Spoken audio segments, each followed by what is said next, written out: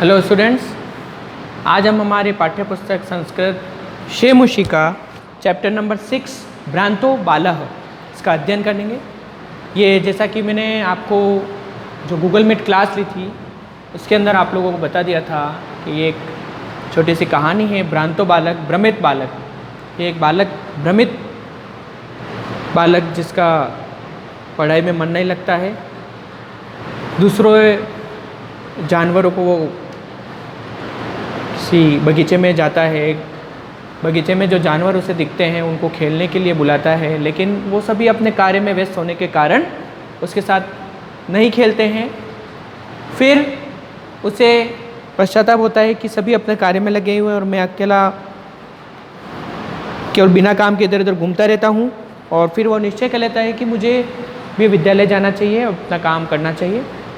तो सबसे पहले हम पाठ परिचय पढ़ेंगे। प्रस्तुतो अयं पाठः संस्कृत प्रौढ़ पाठावली इति कथा ग्रंथात् संपादनं कृत्वा संग्रहितो अस्ति। प्रस्तुत पाठ संस्कृत प्रौढ़ पाठावली नामक ग्रंथ से संपादित करके लिया गया है। संग्रहितो अस्ति, संपादित करके लिया गया है, संग्रहित वहाँ से संग्रहित किया गया है। अस्यां कथायाम् एकः तादृश बालः चित्रितो अस्ति।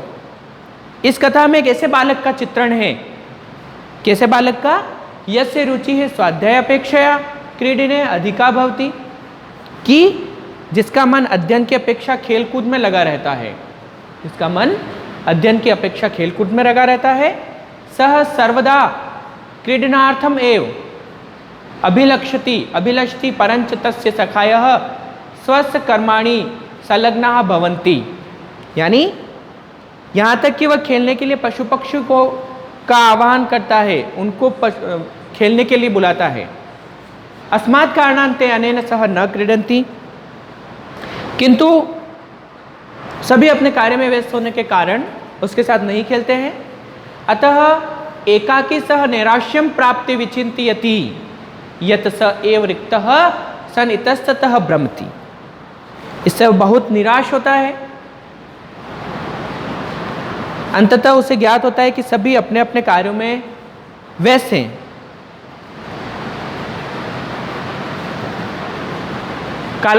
व्यस्त हैं, केवल वही बिना किसी काम के इधर उधर घूमता रहता है। इतस्ततः भ्रमति। कालांतरे बोधो भवति यत् सर्वे अपि स्व कार्यं कुर्वन्तः सन्ति, अतो मयापि तदेव कर्तव्यं येन मम कालः सार्थकः स्यात्। वह निश्चय करता है कि अब व्यर्थ में समय गंवाना छोड़कर अपना कार्य करेगा। ठीक है ना।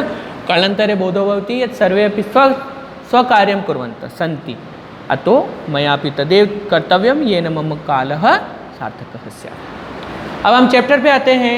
इसका फर्स्ट पैराग्राफ। भ्रांतः कश्चन बालः पाठशाला गमन वेलायां क्रीडितुम् अगच्छत्।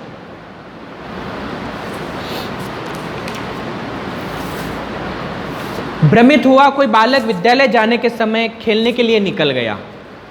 भ्रमित हुआ कोई बालक, कश्चन बालः पाठशाला गमन वेलायां, यानी विद्यालय जाने के समय, क्रीडितुम् अगच्छत्, खेलने के लिए निकल गया। किंतु तेन सह केलिभिः कालं क्षेप्तुं तदा कोऽपि न वयस्येषु उपलभ्यमान आसीत्। यानी किंतु उसके साथ खेल द्वारा समय बिताने के लिए मित्रों में कोई भी उपलब्ध नहीं था, उसके साथ में खेलने के लिए कोई था नहीं, है ना। यतः ते सर्वे अपि पूर्वदिन पाठान स्मृत्वा विद्यालय गमनाय त्वरमाणाः अभवन्। यतः ते सर्वे अपि पूर्वदिन पाठान स्मृत्वा विद्यालय गमनाय त्वरमाणाः अभवन्। क्योंकि वे सभी पहले दिन के पाठों को याद करके विद्यालय जाने के लिए शीघ्रता कर रहे थे। जो पहले अध्यापक ने चैप्टर पढ़ा दिया था, उन पाठों को याद करके वो विद्यालय जाने के लिए शीघ्रता कर रहे थे, जल्दी कर रहे थे। तंद्रालुः बालः लज्जया तेषां दृष्टि पथम अपि परिहरन् एकाकी किमपि उद्यानं प्राविशत्। तंद्रालु यानी आलसी बालक शर्म से उनकी दृष्टि से बचता हुआ अकेला ही किसी बगीचे में प्रवेश कर गया। किनकी दृष्टि से? जो उसके मित्र थे, जो रोज उनके साथ में जाते थे, उनकी दृष्टि से बचकर धीरे से वो बगीचे में चला गया। नेक्स्ट पैराग्राफ है आपका सह अचिंतयत। सह अचिंतयत, उसने सोचा, क्या सोचा? वीरमंतु एते वराकः पुस्तक दासा, ये बेचारे पुस्तकों के दास बने रहे, ये बेचारे पुस्तकों के दास बने रहे। अहम तो आत्मानम विनोदिष्यामि, मैं तो अपना मनोरंजन करूंगा। विनोदिष्यामि यानी मनोरंजन करना, मतलब खेलना कूदना। संप्रति विद्यालयं गत्वा भूयः कुद्यस्य उपाध्यायस्य मुखम द्रष्टुम न एव इच्छामि। यदि विद्यालय जाऊंगा तो निश्चय ही फिर क्रोधित गुरु के मुख को देखूंगा, क्रुद्ध गुरु के मुख को देखूंगा, क्योंकि वो चैप्टर जो पाठ पहले दिन पढ़ाए गए हैं उनको याद नहीं किया उसने, इसलिए उनका मुंह देखा गया। इस तरह से वो बोल रहा है, मन में सोच रहा, चिंता कर सोच रहा है, क्रुद्ध गुरु के मुख को देखूंगा। एते निष्कुट वासिनः प्राणिन एव मम वयस्याः सन्तु इति। मम वयस्याः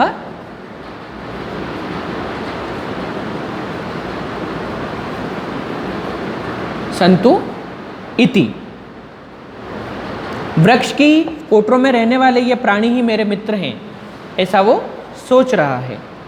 कि वृक्ष की कोटर में कौन कौन से थे वो आगे चैप्टर के अंदर अभी आएगा।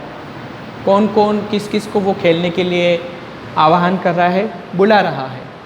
नेक्स्ट पैराग्राफ है हमारा अथ सह पुष्पोद्यानम व्रजंतम मधुकरम दृष्ट्वा तम क्रीडितुम द्वित्रिवारम आहवयत। इसके बाद उसने फूलों के बगीचे में घूमते हुए भंवरे को देखकर उसे खेलने के लिए आमंत्रित किया। अथ स पुष्पोद्यानम, पुष्प के उद्यान में, बगीचे में, फूलों के बगीचे में घूमते हुए जो भंवरा फूलों पर बैठा हुआ था उसको खेलने के लिए आमंत्रित किया, बुलाया। उस भंवरे ने उसके 2-3 बार आमंत्रण को भी नहीं माना। 2-3 बार उसने द्वित्रिवारम आहवयत, 2-3 बार उसने बुलाया उस बालक ने, लेकिन उस आमंत्रण को भी उसने नहीं माना। तथापि तब बालक के सह मधुकरः अस्य बालस्य आह्वानं तिरस्कृतवान्, तब बालक के बार बार जिद करने पर उस भंवरे ने गाया, क्या गाया? वयम ही मधु संग्रह व्यग्रा इति, कि हम सब निश्चय ही मधु संग्रह में व्यस्त हैं। जो उनका फूलों का रस है उसे इकट्ठा करने में व्यस्त है। मधु संग्रह ना, मधु संग्रह, पुष्पों के रस का संग्रह करने में हम व्यस्त हैं, इसलिए हम तुम्हारे साथ खेलने के लिए नहीं आ सकते, ये इसमें बताया गया है। नेक्स्ट पैराग्राफ तदा स बालः अलम भाषणेन अनेन मिथ्या गर्वितेन कीटेन इति विचिन्त्य अन्यत्र दत्त दृष्टिः चंचवा तृणशलाकादिं कम आददानम एकम चटकम अपश्यत।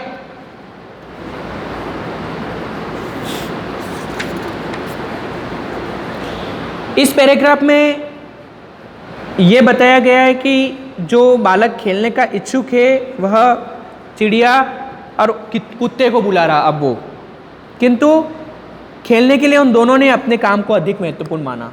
ये इस पैराग्राफ में हमको बताया गया। तदा स बाला अलम भाषणेन अनेन मिथ्या गर्वितेन कीटेन, तब उस बालक ने इस झूठे गर्वयुक्त कीट को छोड़ो, मतलब जो वो भंवरा था उसको छोड़ने के लिए उसने बोला कि इस प्रकार सोचकर दूसरी ओर देखते हुए एक उसने चटक चिड़े को चोंच से, तिनकों से, सींग आदि को ग्रहण करते हुए देखा।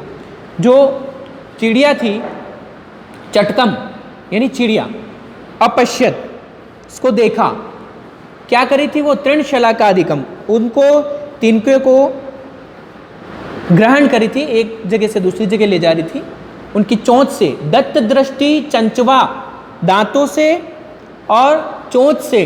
तृण शिलाकादिकम आददानम, तृण शिलाकादि आददानम यानी आददानम यानी ग्रहण करना। देखा, अपश्यत अवदत च, और बोला, अय चटकपोत, अरे चटक चिड़े, चिड़िया को बोल रहा है वो। एक पक्षी है, एकम चटकम, पक्षी चटक, चटक को पक्षी बोला जाता है।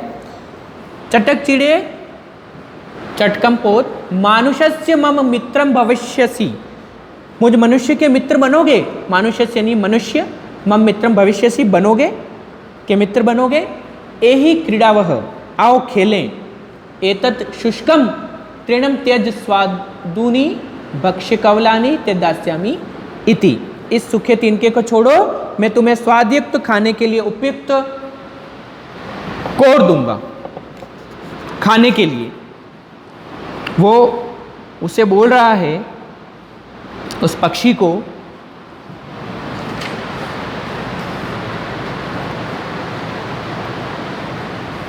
खाने के लिए कोर, कोर अर्थात एतत् तृणम शुष्कम तृणम तेज स्वादुनानि भक्ष्यते दास्यामि इति। कोर यानी घास का तिनका होता है, उसको वो बोल रहा है कि मैं तुम्हें दूंगा।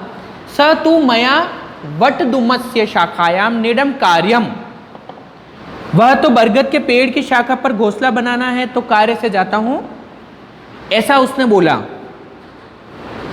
किसने? उस चिड़िया ने। इत्युक्ता स्वकर्म व्यग्रहो अभवत, इस प्रकार कहकर वह अपने काम में व्यस्त हो गया।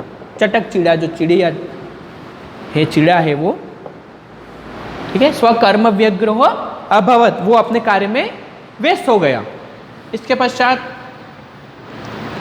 तदा खिन्नो बालकः, तदा खिन्नो बालकः, दुखी बालक, खिन्न यानी दुखी। तदा खिन्नो बालकः एते पक्षिणो मानुषेषु नोपगच्छति, तब दुखी बालक ने सोचा ये पक्षी मनुष्य के पास नहीं जाते हैं। नोपगच्छति मानुषेषु नोपगच्छति, मनुष्य के पास नहीं जाते हैं। तद अन्वेष्यामि अपरम मानुषोचितम विनोद यी तारम इति विचिन्त्य पलायमानम कमपि श्वानम अवलोकयत, तब मनुष्य के लिए उचित मनोरंजन करने वाला दूसरा साथी खोजता हूँ। फिर उन दोनों ने मना कर दिया, तो फिर अब और तीसरे को वो ढूंढ रहा है।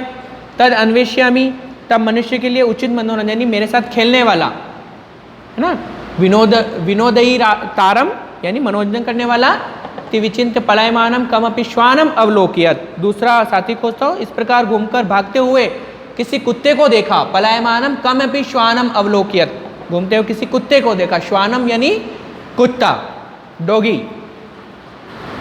प्रीतो बालः तम इत्थम संबोधयत, प्रसन्न बालक ने उसे इस प्रकार संबोधित किया। संबोधित करना मतलब कहना, बोलना।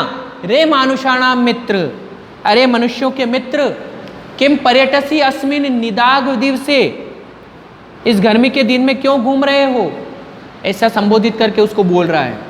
इदम प्रच्छाय शीतलम तरुमूलम आश्रयस्व, वृक्ष की जड़ में शीतल छाया वाला यह आश्रय ले लो, मतलब इस पेड़ के नीचे बैठ जाओ, ठंडी छाया वाले। अहमपि क्रीड़ा सहायम त्वामेव वानुरूपम पश्यामिति, मैं भी खेलने में सहायक तुम्हारे ही समान किसी को ढूंढ रहा हूँ। उस कुत्ते को वो बोल रहा है। कुकुरः प्रत्यवदत, कुत्ते ने उत्तर दिया। ये एक श्लोक के रूप में यहाँ दे रखा है। यो माम पुत्र प्रीत्या पोषयति स्वामिनो ग्रहे तस्य रक्षा नियोग करनान्न मया भ्रष्ट व्यमिषदपि इति।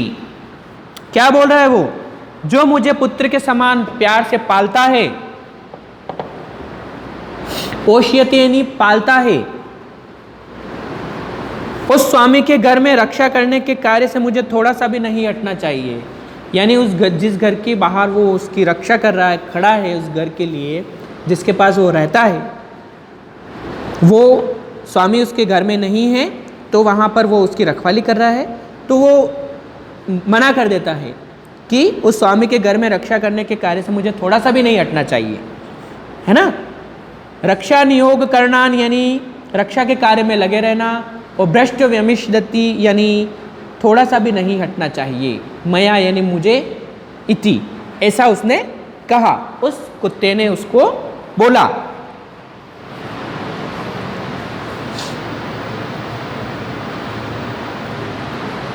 फिर ये लास्ट पैराग्राफ हमें दे रखा है, सर्वे एवं निषिद्ध सबालो भग्न मनोरथः।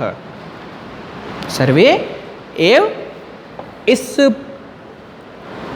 में ये बता रखा है कि बालक जीवन में कार्य का महत्व जानकर विद्या अध्ययन के कार्य में व्यस्त हो गया और उसने फिर महान प्रसिद्धि को प्राप्त किया। अंत में ये जो पैराग्राफ हम पढ़ रहे हैं इसके अंदर ये बताया गया है कि वो बालक विद्यालय जाने लग गया और विद्यालय जाने के बाद में अच्छा अध्ययन करके एक महान प्रसिद्धि को उसने प्राप्त किया।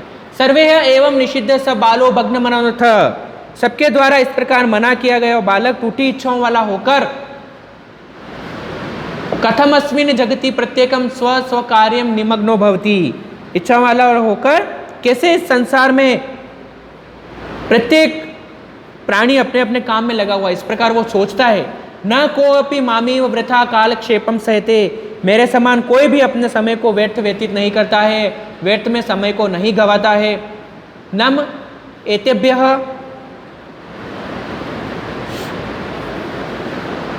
इन सबको नमस्कार है। ये मैं तंद्रालुतायाम कुत्सा संपादिता, जिन्होंने आलस्यता में मेरी घृणा उत्पन्न कर दी है। अथ सोचितम अहम अपि करोमि इति विचार्य त्वरितम पाठशालाम अगच्छत, इसके पश्चात मैं भी अपने लिए उचित कार्य करूँगा। ये वो सोच रहा है, ऐसा उसने सोचा कि अथ सोचितम अहम अपि करोमि इति विचार्य त्वरितम पाठशालाम अगच्छत, यानी इसके पश्चात मैं भी अपने लिए उचित कार्य करूँगा। इस प्रकार वह विचार करके विद्यालय पहुँच जाता है। और अंत में लिखा हुआ है, ततः प्रभृति स विद्याव्यसनी भूत्वा मैतिम वेदुषिम प्रथाम संपदम च अलभत। संपदम यानी संपत्ति को, विद्याव्यसनी यानी विद्या में लगा हुआ, तब से लेकर उसने विद्या अध्ययन में लगे रहने वाला होकर महान विद्वता, प्रसिद्धि और संपत्ति को प्राप्त किया। अच्छा अध्ययन करने लग गया तो उसने अच्छे पद को प्राप्त किया, और पद को प्राप्त करने के बाद में प्रसिद्धि को प्राप्त किया, और उससे बहुत सारी संपत्ति को भी प्राप्त कर लिया। तो हमें किसी चीज़ में आलस्य नहीं करना चाहिए, ये इस चैप्टर के माध्यम से हमें बताया गया है। इस चैप्टर का अनुवाद आप लोग अच्छे से देखें।